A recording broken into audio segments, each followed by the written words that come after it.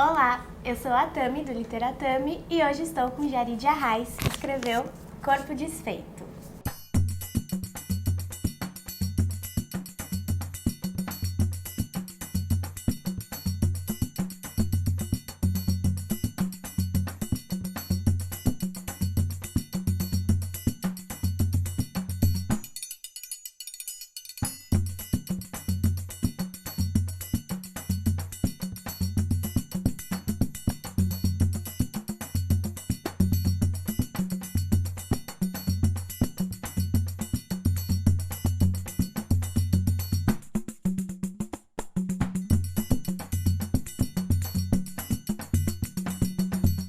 Bom, Jarid, eu tô muito feliz de te receber aqui no Literatami. A gente já tentou fazer essa gravação em outras oportunidades e agora finalmente aconteceu com esse livro tão especial.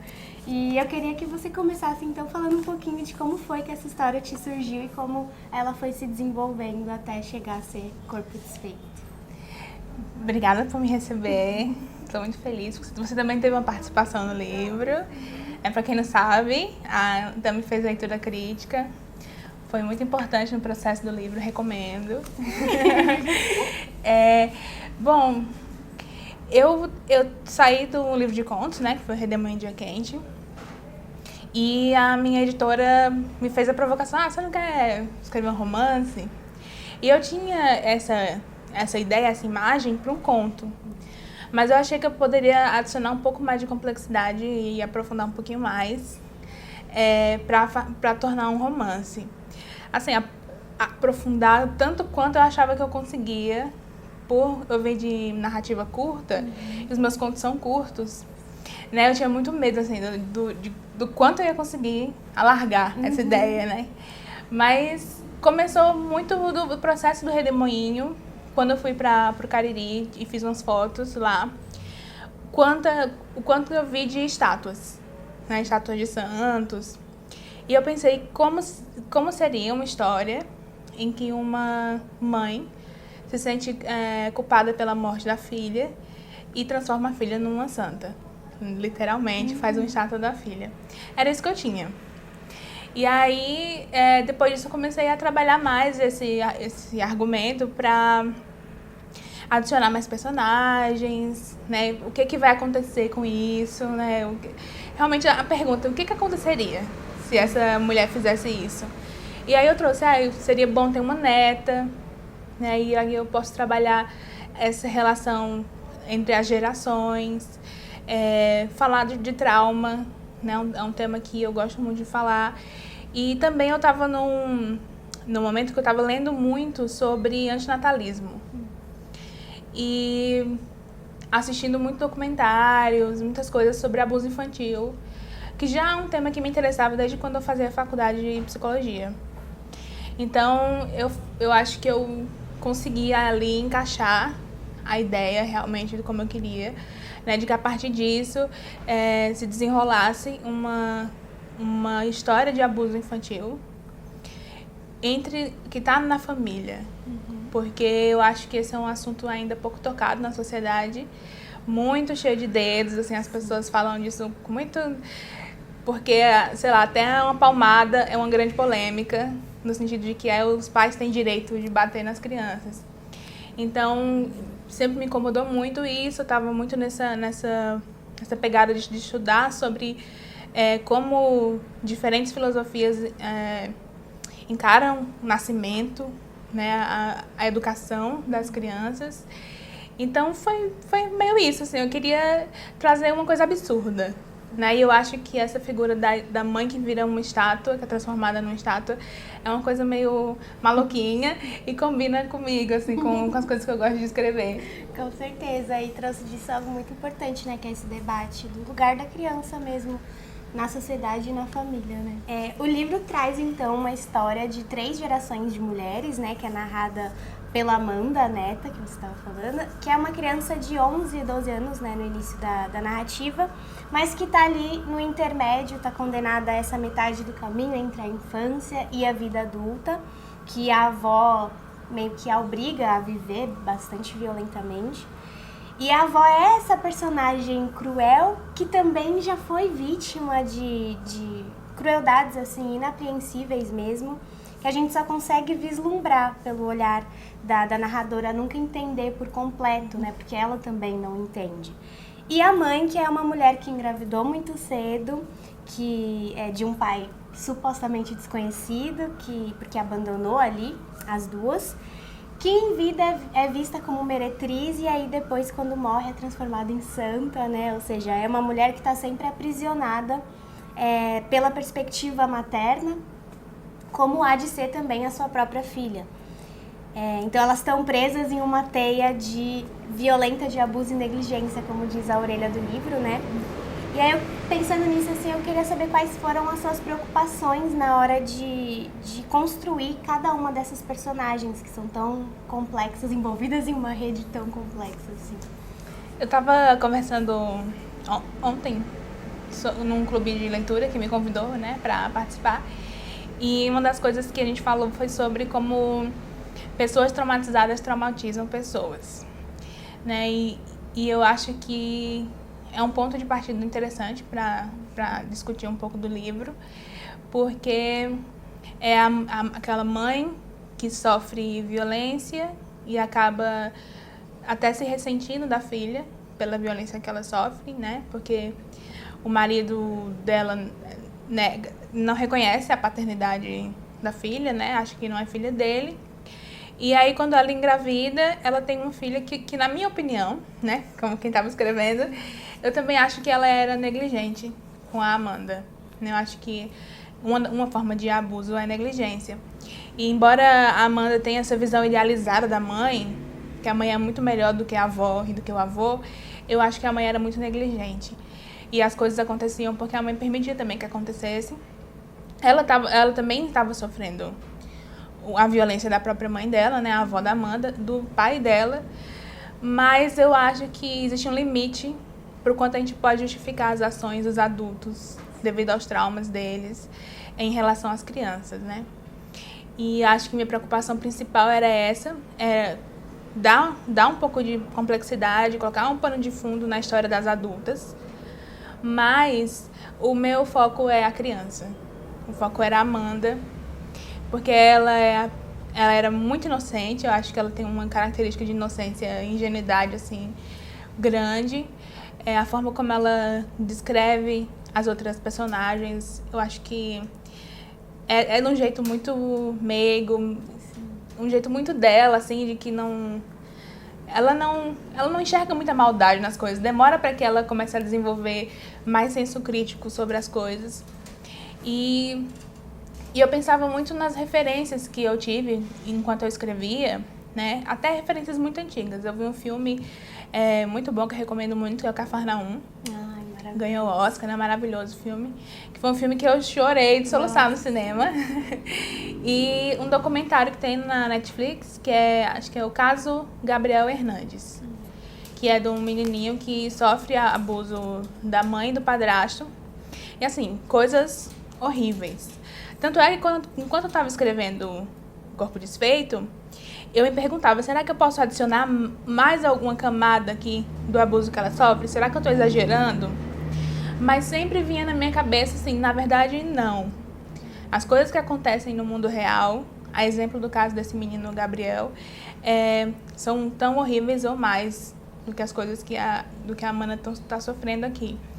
Então, eu queria trazer essa luz, essa discussão, esse incômodo.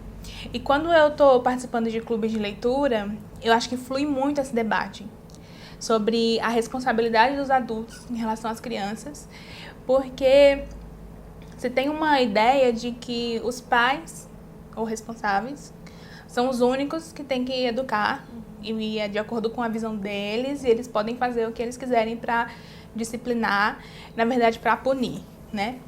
E eu acho que até mesmo o Estatuto da Criança e do Adolescente diz isso, que as crianças, elas são responsabilidade de toda a sociedade.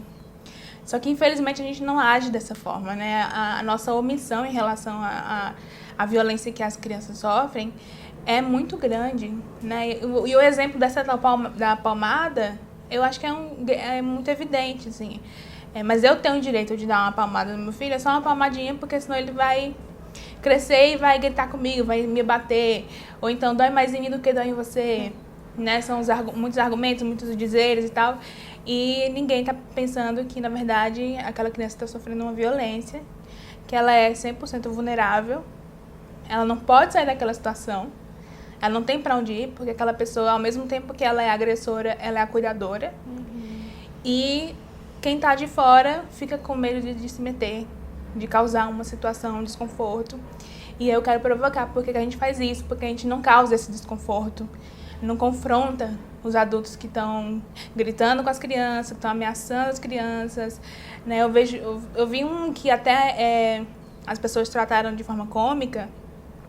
Tem uma coisa engraçada, um fator engraçado, mas se você parar pra pensar, o que está acontecendo ali é uma ameaça muito, muito séria. Né? Tem um menino que está no chão se debatendo, ele está fazendo birra, e a mãe fala assim: eu vou chamar o Bolsonaro, hein? E aí o menino para rapidinho, não, sai correndo, chorando. E tem um canal no YouTube que eu gosto muito, que é o Matando Matheus a Grito, que é de humor. E aí ele falou que uma vez ele estava no ônibus e tinha uma mãe e um filho do lado. O menino estava se comportando mal e a mãe falou: olha, se você não parar, aquele moço vai te levar embora. E ele ficou: o que eu faço agora, né? Como é que eu ajo diante disso? Mas como é sério o fato de seu pai e sua mãe estar ameaçando deixar que te sequestrem, que te levem embora, né? O clássico homem do saco. Né? Eu cresci ouvindo o homem do saco. Né? E eu acho que esses são os símbolos do poder dos adultos sobre as crianças. Então eu queria muito dar esse enfoque, embora eu acho que é importante a gente discutir sobre essa cadeia de abusos, né? E como realmente uma pessoa que sofre abuso, os traumas que ela tem causam reações e tipos de comportamento que podem machucar outras pessoas também, mas isso diante de alguém vulnerável, né, como uma criança, não é justificável, né? Então acho que vale discutir tudo o que está no livro, né? Mas eu acho que a Amanda é a mais especial. E, enfim, eu tenho um carinho por ela como se ela existisse. Eu te falei que assim que eu terminei de ler, eu senti vontade de abraçar a Amanda assim, ai, gente. Eu tenho um sentimento de que foi uma menina que eu soube a história dela e que eu precisava contar essa história, sabe? Então é uma coisa até meio mágica, assim, um sentimento diferente dos outros que eu senti antes, quando eu escrevi outras coisas. Até porque muito acontece no ambiente doméstico ali, né? Só ela mesmo tá vendo tudo aquilo acontecer, então você faz esse resgate que é muito bonito. É como se você fosse a única companhia dela, né? Sim. Ela só tem a pessoa pra quem ela tá narrando aquilo, que é você. Então eu acho que rolou uma relação, uma intimidade, assim, diferente mesmo das minhas outras personagens. Sim, ó, vocês se preparem, hein? Porque é doído. Minha família era queimada pelas letras do silêncio, a narradora diz em determinado momento. Então tem aqui no livro um silêncio que cava um espaço para algumas suposições, né? Espaço para a nossa imaginação, para o nosso faro também preencher. E é um silêncio muitas vezes ligado às origens da protagonista, como em relação à figura do avô e do pai da Amanda. E aí eu queria saber assim, como o desconhecimento, na verdade, das raízes da Amanda e também da mãe, supostamente, né, modula essa identidade dela. Como é que ela lida com isso e isso se transmite assim para a narrativa? Eu acho que na verdade a falta do conhecimento dela de saber quem é o pai dela e a relação péssima entre o pai da mãe dela, né, o avô dela, e a mãe dela são muito importantes para como ela se enxerga no mundo. Né, que é uma pessoa, ela fala assim que o pai dela não se deu trabalho nem de ser um pai cruel como o avô era com a mãe dela, ele simplesmente não quis saber. Né, que é como ela entende a história né, sobre o pai dela no início do livro. E eu acho que tem um problema até mesmo de identidade racial. Né? Isso está muito sutil ali, porque eu não queria falar exatamente sobre racismo no livro, mas a mãe da Amanda e a avó da Amanda são negras. O avô pode-se dizer que ele é uma pessoa parecida comigo, e a Amanda também, né? E a Amanda até fala assim, que achava que o avô tratava ela bem porque ela se parecia com ele. Ela tinha a pele clara e o cabelo crespo como o dele. Então, talvez por isso ela fosse bem tratada por ele, porque ela não lembrava a mãe dela. E ele conseguia fazer esse distanciamento. E aí eu fico achando como é importante essa coisa da referência, de você ter para quem olhar, saber de onde você veio, né? Porque quando você não sabe quais são as suas raízes, é como se você ficasse solto no mundo, né? Foi uma coisa que eu falei muito com o Redemoinho, que sem as suas raízes você morre. Então, eu acho que a Amanda sente falta disso, de ter uma referência mais forte, mais contundente na vida dela. Porque a mãe, ela também diz isso, ela enxerga a relação dela como se ela fosse um cachorro de rua, que recebe um pouquinho de atenção de um estranho.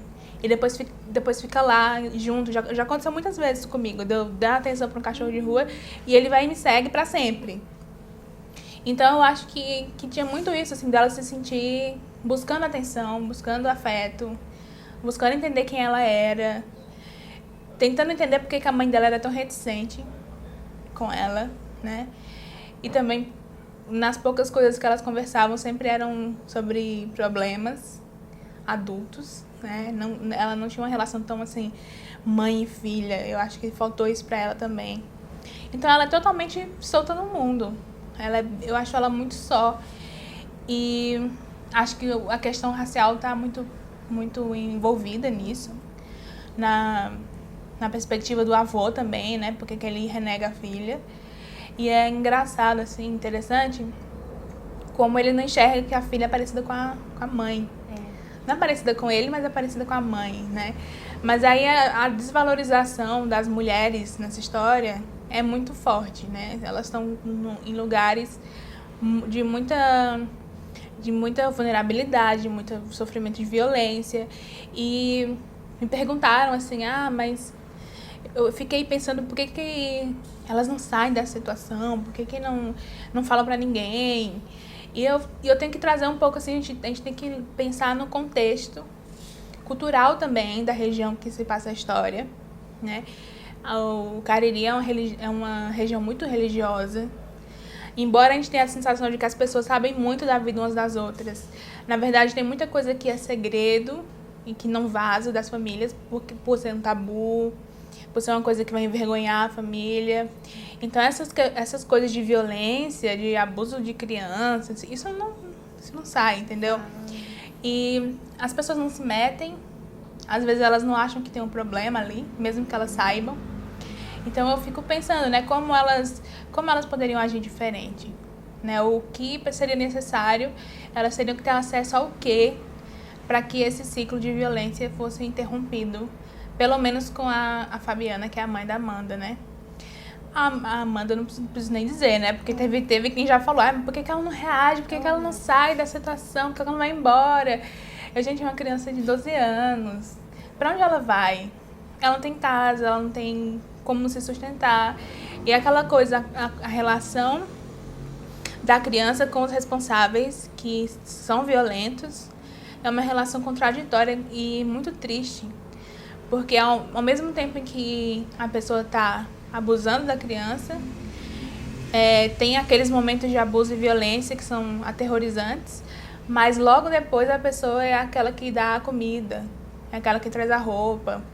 Então tem essa dualidade, essa confusão que pode ficar na cabeça da criança, né? Quem é essa pessoa, afinal? O que ela sente por mim, no fim das contas, né? Acho que eu respondi, não sei. Respondeu. Porque eu vou nas coisas, assim. Não, maravilhoso, maravilhoso. E eu vou voltar depois para essa questão do Cariri ser uma região bastante religiosa, né? Você estava comentando, né, de como esse é seu primeiro romance, a primeira narrativa longa. Um longo processo de edição também, né? O livro já foi escrito há um tempo e passou por várias mãos. E quando eu li, o livro ainda não tinha título, aí a gente chegou ao Corpo Desfeito, que é um título que se encaixa de muitas formas aqui no romance. A gente teve a oportunidade de falar disso um pouco no lançamento, Mas a cena inicial do livro já traz ali um corpo de criança, né? E esse corpo passa por inúmeras violências que vão o desfazendo em muitos sentidos. Aí também tem o corpo da mãe, que em determinado momento talvez comesse as beiradas discretas do próprio corpo para não falar aquilo que dali não passava. Esse trecho é maravilhoso. É um corpo silenciado também. E o corpo da avó, né, também é violentado. Enfim, o corpo da estátua que ao final do livro vai protagonizar um momento muito importante. Claro que eu não vou falar o que é, né? Mas é um momento muito simbólico. E é uma imagem assim, carregada de significados e que está muito bem representada no título, né? Corpo Desfeito também é prenhe de sentido. Como foi que você chegou nesse título e como essa ideia de corpo desfeito atravessa o livro? Eu acho que você, quando você teve essa sacada aí, você me fez parecer muito mais inteligente do que eu sou. Porque quando eu fui atrás do título, gente, eu sou horrível com título. Horrível, horrível. Quando eu fiz o livro de contos, meus contos eram todos assim, marrom, porta, voz, cachorro, sabe? Eu não sabia o que colocar. Minha editora, vamos fazer uns títulos melhores? Vamos. E aí, com o Redemoinho, eu fui comecei a procurar expressões nele mesmo e trouxe o título Redemoinho Dia Quente. Foi a mesma coisa com Corpo Desfeito. Eu reli esse livro centenas de vezes, eu não tô nem exagerando, não. Eu reli tanto esse livro que eu não suporto mais ele, não aguento mais. Geralmente eu leio o início dele, às vezes um trechinho que eu tenho ali, mas me dá como falam no Cariri, me dá um abuso, porque eu li demais, editei demais, né? E uma dessas leituras foi em busca do título, aí eu fui lá anotando frases, expressões que eu achei que tinham a ver. E tem um momento que a Amanda diz que tá com o corpo desfeito de tanto chorar. Aí corpo desfeito. No começo a gente pensou um corpo desfeito. Mas a gente pegou e tirou deixou só o corpo desfeito. E então é uma fala da Amanda sobre ela mesma, né? Que virou o título. É muito sem graça o meu processo de título. Não, eu acho que não é isso não que eu tô te fazendo mais inteligente, né? Acho que você mesmo já captou, pegou ali aquele trechinho que já trazia bastante, assim, da mensagem do livro. E o Redemoinho também é um título ótimo. Então, foi uma coisa que eu escrevi lá no meio, né? Mas eu acho que eu pensei muito, assim, na falta de autonomia que a Amanda tem sobre o próprio corpo, né? Ela não pode tomar banho de porta fechada, tem que tomar banho de porta aberta, ela tem que vestir uma roupa que ela não quer vestir, ela tem que usar uma sandália que ela não quer usar, ela tem que praticar um ritual religioso que tem tudo a ver com o corpo dela, né? E ela tá à mercê da avó. Então, realmente eu acho muito físico, né? Não só a violência física que ela sofre, que isso aí obviamente é muito físico, mas até o simbólico acaba se tornando muito físico, porque ela sofre no corpo dela de muitas maneiras, né? Por exemplo, ela é obrigada a cuidar da casa. Ela está sempre limpando, ela está sempre sendo obrigada a fazer tarefas que são de adultos. E essa também é uma maneira de controlar, de escravizar o corpo dela, né? Isso não deveria ser um trabalho de criança. Ela não tem direito de ser criança. O corpo dela é totalmente invalidado como um corpo infantil, né? Ela é vista como uma pequena adulta, tratada dessa forma, como se ela entendesse muito mais as coisas, como se ela aguentasse muito mais as coisas do que de fato ela aguenta, né? E eu acho que corpo desfeito é desfeito porque aos poucos, a avó dela vai tentando tirar tudo dela. Realmente, sim, desfazer ela inteira. A identidade dela, as coisas que ela gosta, tudo vai sendo roubado dela. E então ela é desfeita, né? A dedicatória do livro é aos que foram desfeitos. Não é aos que se desfizeram. Porque não foi ela que fez isso com ela, foi uma outra pessoa que causou isso contra ela, né? Então, acho que fala muito sobre isso, a falta de controle sobre o seu próprio corpo. Falta de respeito pela autonomia do corpo de uma criança. Então, acho que vale pensar sobre isso, né? No nosso dia a dia, tentar enxergar quem são essas pessoas. essas crianças ao nosso redor, porque a gente se cega tanto a isso. Porque a gente não enxerga que existem elas ao nosso redor o tempo inteiro, com tanto simbolismo e tanta materialidade do que é isso, desfazer uma criança, né? Desfazer esse corpo infantil. Né? Enquanto estava na faculdade, eu lidei com vários casos, soube de vários casos de abuso infantil, e não só abuso sexual, mas abuso físico mesmo, né? Crianças que apanhavam muito, e essa era a punição para que elas fossem educadas, para que elas se tornassem pessoas melhores. Mas não tem como você ser uma pessoa melhor sofrendo violência. Você vai ser cada vez mais fragmentado por causa disso. Então, acho que o título, ele resume um pouco disso, e também representa um pouco da minha intenção de como esse tema se tornou importante para mim, assim, né? Ao ponto de eu escrever um livro inteiro sobre isso, né? E deixar outros temas que eu geralmente trago um pouco menos evidentes, assim. Você localiza a história no Cariri, né? A gente estava falando um pouco disso. E você diz em certo momento que em Juazeiro tinha gente pagando promessa o tempo todo. Então, a vizinhança da Amanda ali é um lugar em que a religião, e aqui no caso o cristianismo, né, praticamente impera, né? Todos que aparecem no livro têm alguma relação ou frequentam a igreja, mas poucos são tão devotos ou parecem ser tão devotos quanto a avó da Amanda, principalmente depois da morte da filha dela, quando ela vai em busca de alguma purificação, digamos assim. Então, o livro, ele movimenta questões pertencentes ao universo cristão, né? A culpa da mulher virtuosa, a obediência, o sacrifício. Amar é como oferecer o corpo para ser punida, é uma coisa que aparece aqui no livro. E que a Amanda vê acontecendo também, né? Nessa relação abusiva da avó com o avô. E depois se vê obrigada a reproduzir com o seu próprio corpo, como você estava falando. Numa condição de total vulnerabilidade. E ela pede ajuda na igreja e ela recebe em troca uma negligência, né? Então, quer dizer, ninguém intercede por ela, como você bem falou. E essa não é a primeira vez que a religião cruza os seus textos, né? Na verdade, a questão da religiosidade é quase um traço já identificável, assim, na sua literatura. Como que é trabalhar com uma temática tão complexa que nesse livro surge tanto como refúgio quanto como prisão, nessa dualidade aí? Pergunta boa. Então, eu acho que isso vem muito porque as minhas histórias se passam no sertão do Ceará, no Cariri. Eu sou de Juazeiro do Norte, que é conhecida como a cidade do Padre Cícero, que é considerado um santo lá na região, e pelos romeiros que vão até lá, né? E então é meio impossível não contar várias histórias sobre o Cariri sem que apareçam de vez em quando elementos da religiosidade, principalmente a católica, que é a predominante lá por causa da figura do Padre Cícero.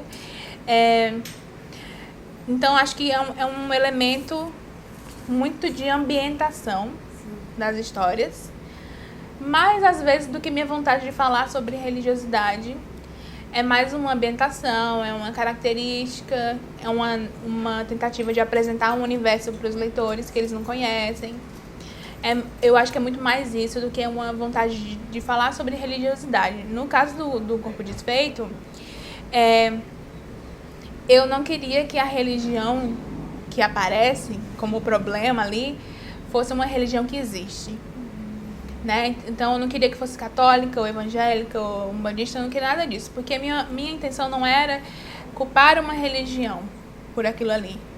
Minha intenção era responsabilizar uma adulta pelo que ela se tornou e pelo que ela causou a uma criança.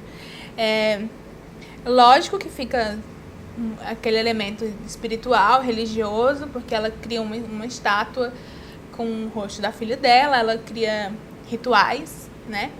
É quase como se fosse uma seita, né?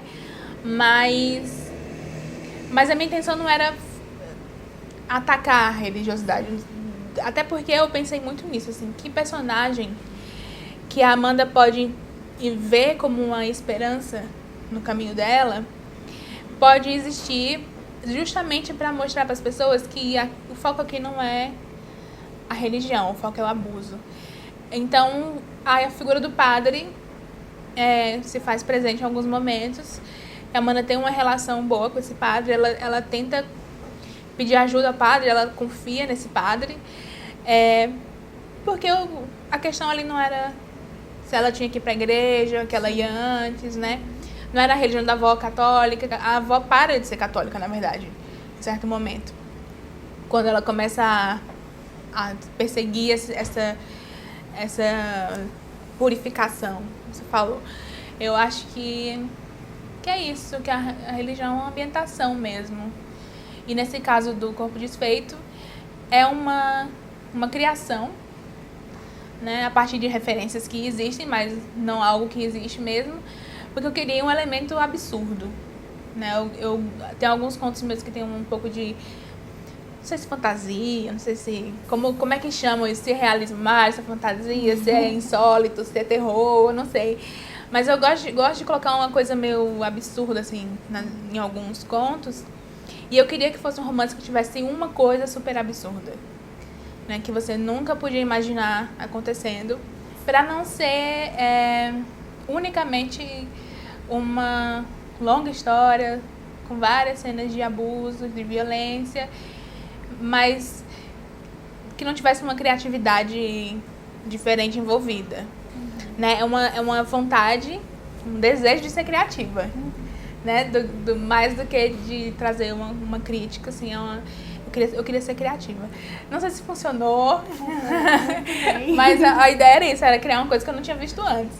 E aí, pode ser que exista, né? Eu não vi antes. Mas se existe, gente, eu não vi, eu prometo. Muito bom. Foi legal você ter falado de ter um personagem que traz alguma coisa de afeto, assim, né? Um contraponto, porque a Amanda passa a vida vendo a mãe engolindo o ódio, o cansaço, a revolta, vendo a avó descontando os abusos em outras pessoas, nela principalmente. E entre essas referências de mulheres, entre o silêncio e a violência, surge a Jéssica, que é uma amiga de escola que oferece certo alívio à narrativa e traz também à protagonista essa possibilidade, né, de desprendimento, de alegria, de afeto e de descoberta do eu também, que é esse eu que fica por tanto tempo silenciado, calado ali, né?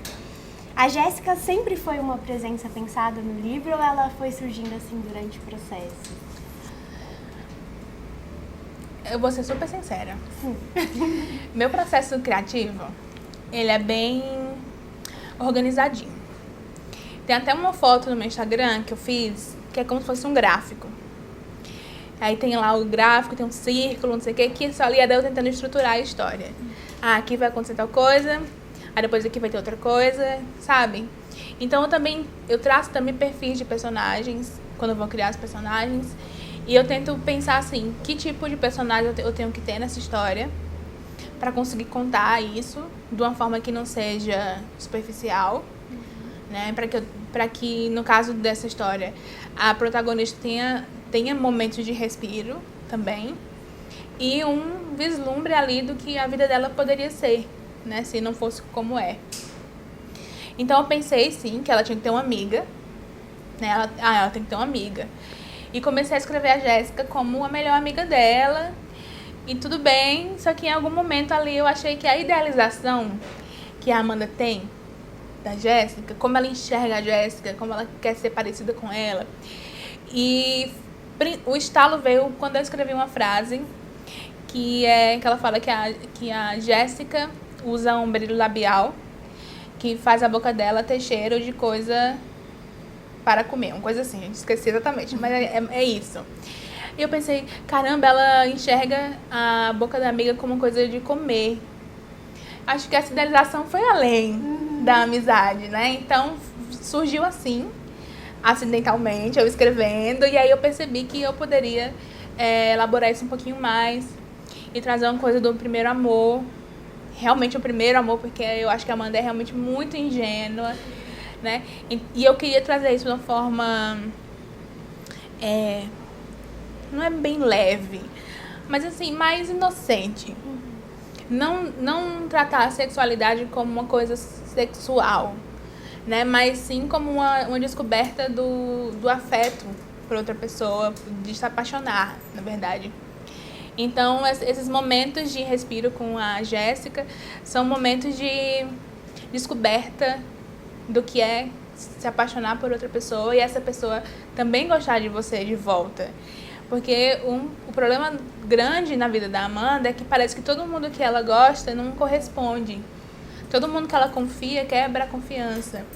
E a Jéssica não, né? Ela tem momentos de insegurança quanto à presença da Jéssica na vida dela. Mas eu acho que de acordo com o que a gente vê pela perspectiva da Amanda, né? Eu acho que eu tentei deixar muito claro que aquilo ali é a visão da Amanda. Sim. Então, eu lembro que eu cortei vários diálogos da Jéssica com a Amanda, porque eu queria revelar pouco da Jéssica. Eu queria que o que a gente visse sobre ela fosse só pelos olhos da Amanda. Então, se tivesse muito diálogo, a gente poderia interpretar a Jéssica de outra forma, né? Então, não, deixa ser esse ideal, esse mundo lilás que a Amanda enxerga, né? Muito bom, eu amo a relação das duas. E por falar em processo, você escreveu um livro muito doído, né? É um livro que faz a gente sentir vontade de abraçar a protagonista, pegar no colo, acarinhar. E para construir essa história, para você, assim, teve muita dor também no processo? Como é que você se sentiu quando você colocou um ponto final no livro? Ainda mais depois de tantas leituras, né? Olha, quando realmente o livro acabou a preparação e a revisão, né? Porque acabou a edição, mas calma aí, ainda vai ter preparação e revisão. E eu digo, não vai acabar nunca. Eu vou morrer e esse livro vai continuar sendo editado. Então, quando realmente acabou, porque tem também a revisão dos termos, né? Que eu uso alguns termos caririenses, né? Do nosso sotaque. E de vez em quando rola uma confusãozinha, porque o pessoal daqui não entende o que é certa palavra e tal. E aí eu tenho que explicar, não sei o quê. Aí, quando acabou mesmo, eu falei, agora eu não quero mais publicar. Meu sentimento foi de desespero. Eu não quero publicar mais esse livro, eu não quero mais. E meu namorado ficou, mas se você não quer publicar, então fala que não quer. Aí eu, não, mas agora já editou, já passou por tudo, sabe? Fiquei num conflito. Porque esse livro me acompanhou por mais de um ano. Eu comecei a escrever ele alguns meses dentro da pandemia, assim, depois tinha começado. E a coitada da minha psicóloga só ouviu sobre isso esse tempo inteiro. Eu não reclamava da pandemia, eu não reclamava da minha vida, nada, era só o livro. Só o livro. E eu acho que foi pesado, sabe? Assim, você ter que pensar cada vez mais em como piorar a vida de uma pessoa. Como isso aqui pode ficar pior? Aí você lasca. Como pode ficar pior? Aí você lasca. E chega um momento que você fica, nossa, como eu sou cruel, né? De onde vem essa criatividade cruel que eu tenho, né? Mas, como eu falei, eu tive muito contato com casos parecidos. Eu vi filme, documentário sobre o tema. A discussão do antinatalismo é uma discussão que eu acompanho bastante. Então, aquilo estava sempre comigo, sabe? Assim, e foi um período em que eu fui buscar mais conteúdo sobre o assunto. Eu fui ler em fóruns de pessoas com estresse pós-traumático complexo, que é o que se desenvolve quando você sofre um abuso extenso, prolongado, durante a infância. E as histórias são terríveis, são horríveis. Eu poderia, se eu quisesse usar ali e colocar na história da Amanda, eu não precisava inventar nada. Só precisava pegar os exemplos, assim, sabe? É uma coisa escabrosa. E então, eu acho que isso pesou emocionalmente em mim, sabe? Foi um processo doloroso pra mim também. Não sei, eu acho que olhar o sofrimento humano assim tão de perto, com tanto detalhe, e você imaginar aquilo enquanto está escrevendo, eu acho que é uma coisa muito forte. Escrever uma história é algo muito forte, você se envolve com aquela história de forma muito profunda, e ao ponto de que você acha que aquelas pessoas meio que existem, que elas têm vontade própria, sabe? Tem gente que diz até que eu ia escrever isso, mas o personagem não quis. Não era assim que ele ia agir. E eu acho que faz sentido mesmo, que chega um momento que aquilo parece muito, muito real, né? Então, juntou o medo de escrever um romance com o peso do tema. E aí foi mais de um ano de terapia e depois a vontade de não publicar o livro muito grande, assim. Ainda bem que eu publiquei. Ainda bem. Tá sendo muito legal, mas saibam que foi um negócio, assim, complicado, foi puxado, foi pra lascar. E eu queria te perguntar mesmo, assim, o livro saiu agora há pouco tempo, mas já chegou nos leitores, eu tenho acompanhado, né, o feedback das pessoas. E eu queria saber, assim, como é que você esperava que o livro chegasse, como é que tem sido agora essa recepção, como é que a psicóloga recebeu o livro, se ela leu, como é que... Ela tava no lançamento. Ah, ela tava. Ela foi no lançamento, ela tava lá quietinha no canto dela. Ela tem uma super cara de psicóloga, um jeitinho de psicóloga, assim, que eu jamais teria. Fiz a faculdade, mas assim, nada a ver.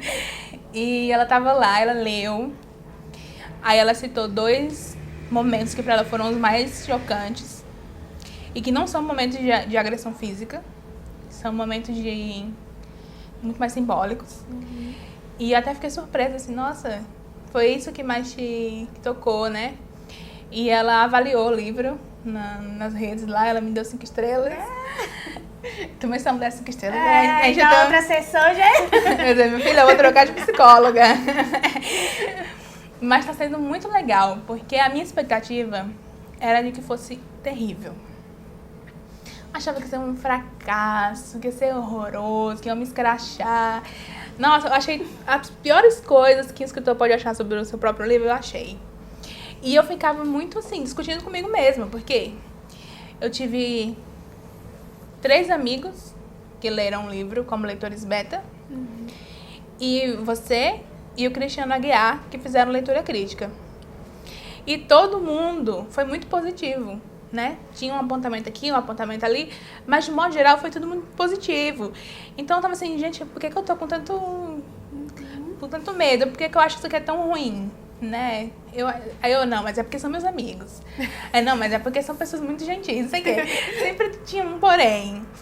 E eu, coitado do meu namorado, que quando eu mudava assim um parágrafo, eu li o livro inteiro pra ele de novo, pra gente ver se esse parágrafo no livro inteiro faz sentido. E eu acho que eu li pra ele uns 10 vezes. Nossa, ele também já O decorou. livro inteiro. Ele nem era ele lendo, era ele ouvindo, né? Coitado. Gente, não namorem, escritores. E aí, eu achava que ia ser horrível. Mas tá sendo incrível, sabe? Assim, as avaliações estão muito boas. Pode ser que isso mude, claro. Porque não deu tempo, assim, de ser muito lido ainda, né? A gente lançou faz 1 mês e pouco. Mas eu tô recebendo muitos comentários muito positivos e clube de leitura já me chamaram pra participar e já participei. E foi muito, sei lá, uma sensação recompensadora, sabe?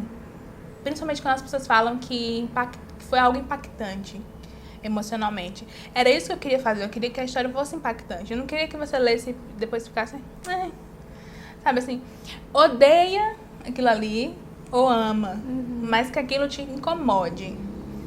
Tem uma cena específica que o Cristiano até sugeriu que eu cortasse, que ela é uma espécie de... Ele falou isso, eu concordo, é um momento de romper ali a narrativa, da forma como eu tô narrando. E chega aquele pedacinho ali, acho que você sabe qual é, que é diferente. Que é uma coisa bem chocante, assim.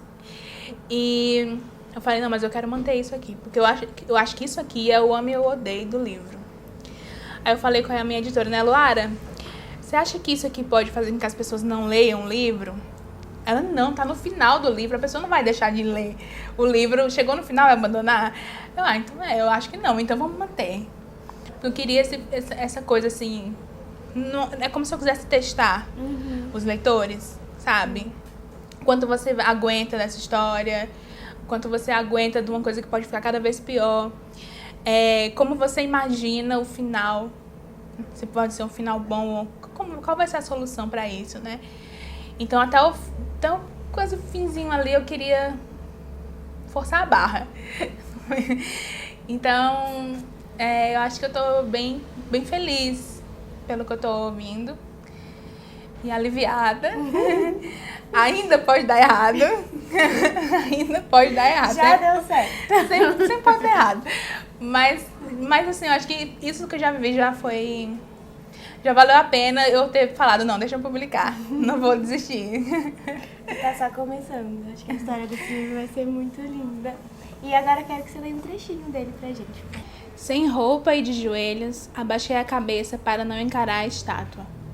Uma das velas estava derretida pela metade, mas a pequena chama se debatia em reflexos na parede, como se vivesse por mim o medo que meu corpo não podia ganir.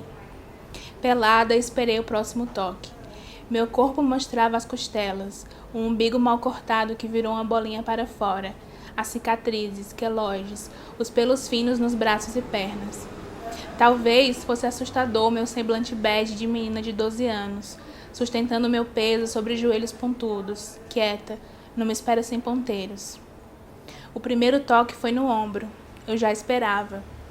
O segundo foi na cabeça, para dizer que meu cabelo deveria ser preso com elástico.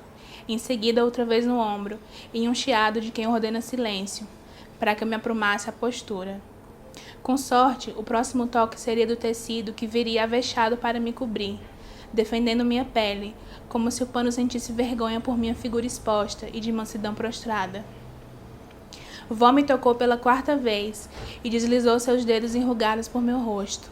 Desenhou uma linha na minha testa e fez 5 pontos invisíveis nas bochechas e queixo. O último no nariz. Iniciou o murmúrio, agora me transferindo a missão do toque. Apertei pontos invisíveis por todos os espaços de minha carne. Braços, meu pouco peito, na altura do estômago, nas coxas e onde fica meu útero. Com vó, aprendi que o meu deveria ser abençoado antes que alguma maldição se enfiasse dentro dele. Sua mãe vê tudo, Amanda. Falou como no choro, como se aquela situação inteira e até mesmo a presença de manhinha fossem caso de palavra tremida. Era o normal de minha vida. Contava com a repetição daquela reza, soberba em sua segurança, direcionada à manhinha, a única capaz de me oferecer a proteção que uma menina de 12 anos deseja, mesmo que eu ainda não soubesse distinguir como o abrigo e a caverna se confundem. Como se escutasse atenta, a estátua de manhã parou seus olhos esculpidos dentro dos meus. O corpo pelado virou fumaça de anseio e me enxerguei flutuando pelo quarto. Estiquei o dedo indicador para tocar a estátua que imitava tão bem os traços dela. Queria sentir a trama macia de sua pele só mais uma vez, e de tanto querer me soltei de minha carne. Nada conseguia me puxar de volta. Do alto, escutei a última ordem, na verdade, a tosse seca, que dava a deixa para a reza. E sabendo que aquilo tudo logo estaria acabado, segurei minha atenção na estátua. Minha boca repetia pelo 8º mês seguido. Santa Mãe, Santa Filha, que seus olhos acompanhem nossos corpos, que sua boca nos conte rios de perdão. Santa Mãe, Santa Filha, que bondosa nos estende a mão. Com pureza pedimos e por pureza rogamos. Amém. Bom, Yarid, muito obrigada por esse papo. Foi uma delícia finalmente conseguir te trazer pra cá. Foi ótimo, uma honra participar da história desse livro.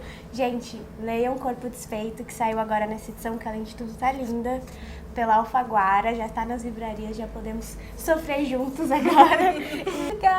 Obrigada por ter me ajudado no processo de escrita do livro.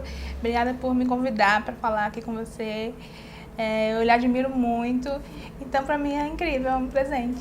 Maravilhoso. É isso, então até o próximo vídeo, gente. Tchau, tchau.